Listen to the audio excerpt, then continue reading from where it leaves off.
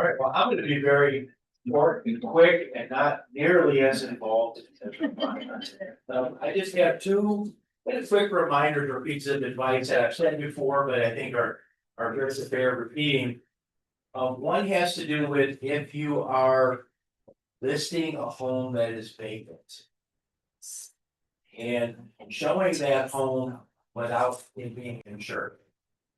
I absolutely advise against that. So if you're listing a home that's vacant as part of an estate, they should have some sort of liability insurance on that piece of property.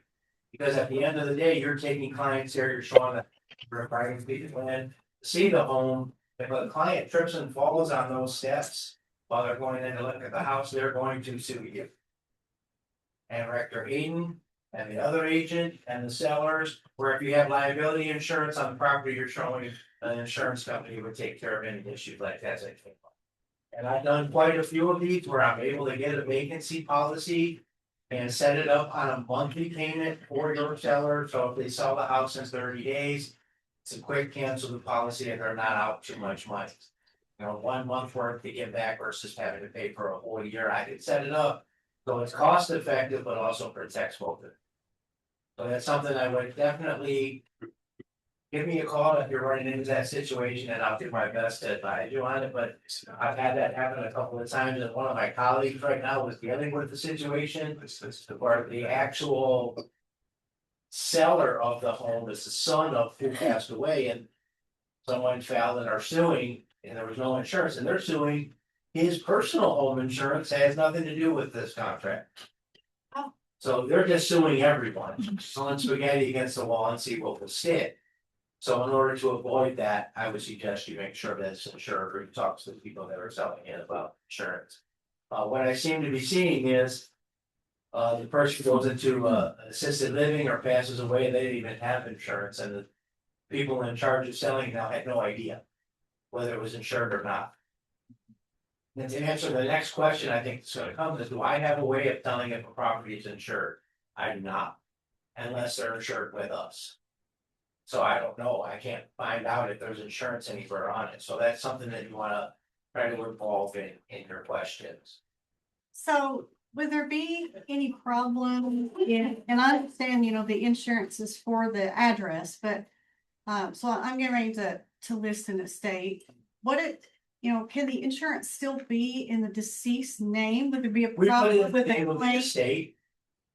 We put in the name of the estate. No, I mean, like, if there is insurance has stayed the same, hasn't changed, she passed February, still all the same. We list it into May, if someone falls, 1st June. If it's still insured, you're fine. It's still insured, even though she is deceased, is what I'm saying. Generally, what happens is once that property becomes vacant, most insurance companies cancel that policy. But if they don't know about it, then, and there's a problem and someone falls, is it still? It could get very hairy. Could get hairy, okay. Because now you haven't notified the insurance company that the property's vacant. So, so there could be, they could deny that claim because property's been vacant for several months. Normally, if it's 30, 60 days, you're fine, before that. But if it goes past that, if it's still in force, you're good. Nobody told them, and there may not be an issue at all, but it could get hairy. If the property's been vacant. And some companies have vacancy endorsements.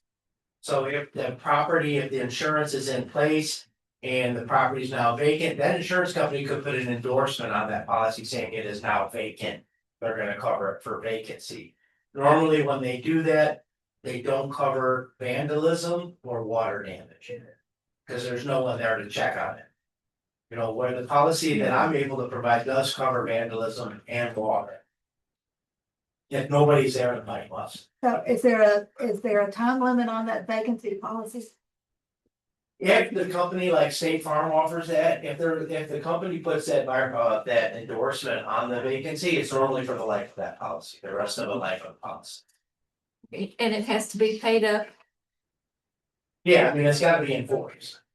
So if they add that endorsement, there's going to be an additional fee that comes, might be $60, $70. Someone will have to pay. Okay, so it's just a quick endorsement adding to your It policy can. and not, full. It depends on who their current company is. Oh, okay. And some companies offer it, some do not. So some, unfortunately, this could be the trigger that cancels the insurance. And normally that cancellation notice goes out, you still have 60 days before that policy actually cancels.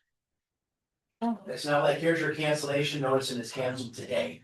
You're notified. So just be aware that that could be the trigger that Yes. cancels it. That starts that 60-day.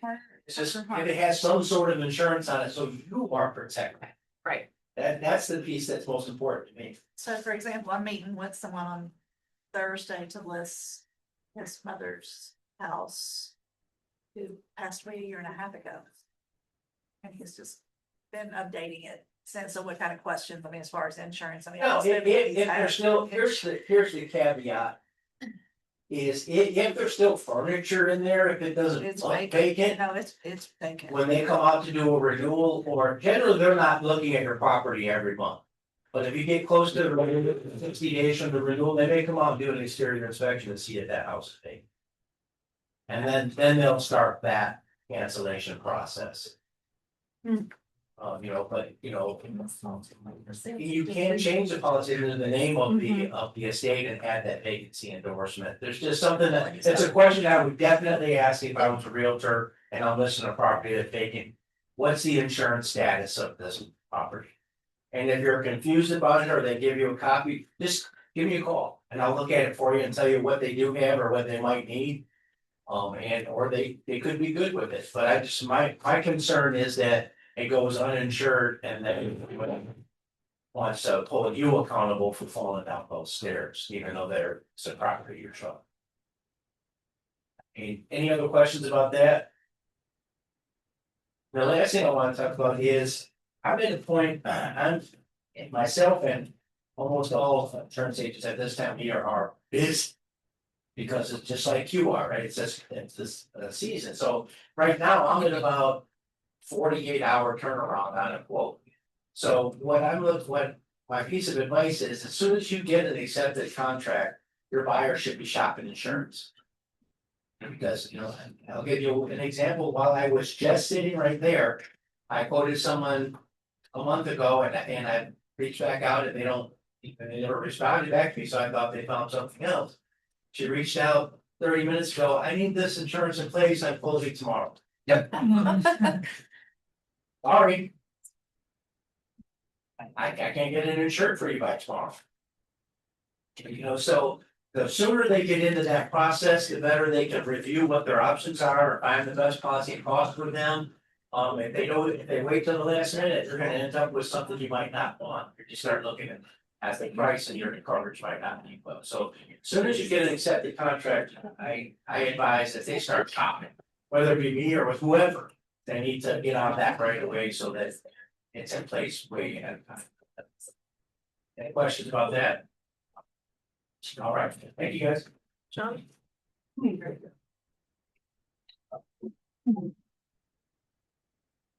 Okay, I'm gonna be super quick, I apologize for having to sign off earlier in this conversation, but definitely around if there's any follow-up conversation we need to have. I just wanna close with a ask that everybody up their safety games. I don't know if you all heard, but there was a realtor in Louisville that was killed 2 weeks ago. He was visiting a vacant property and alarm was going off. He had called the police, he beat the police there.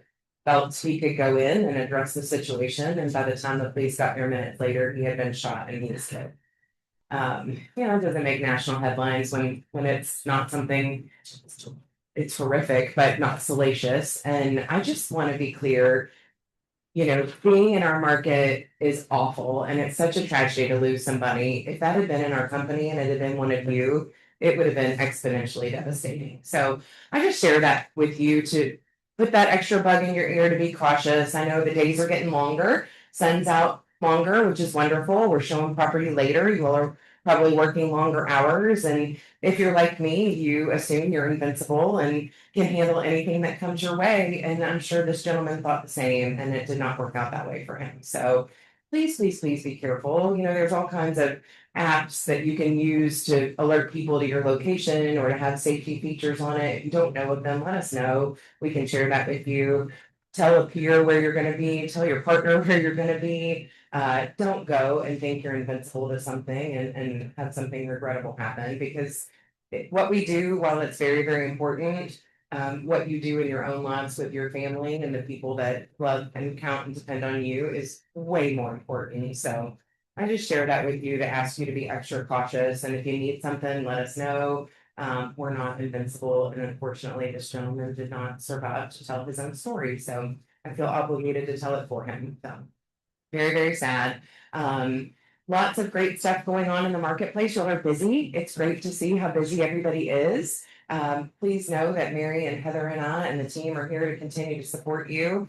I know change continues to be challenging, but some of the changes that we are bringing you, or Mary's talking about, or that Rhonda suggests, it's all out of support for you. And at the end of the day, to make your job better or make your client's life more successful in the real estate transactions. But at the end of the day, we're not sitting around thinking, how can we make it harder for them or more confusing? Or, it really is, everything we do is to bring you a better opportunity to do what you love. So if there's anything we can do for you, let us know. But I know we're way over, so I'll let you guys go. And I appreciate you all being here. It's fun to have a great group. Thanks for being here. Yeah, see y'all.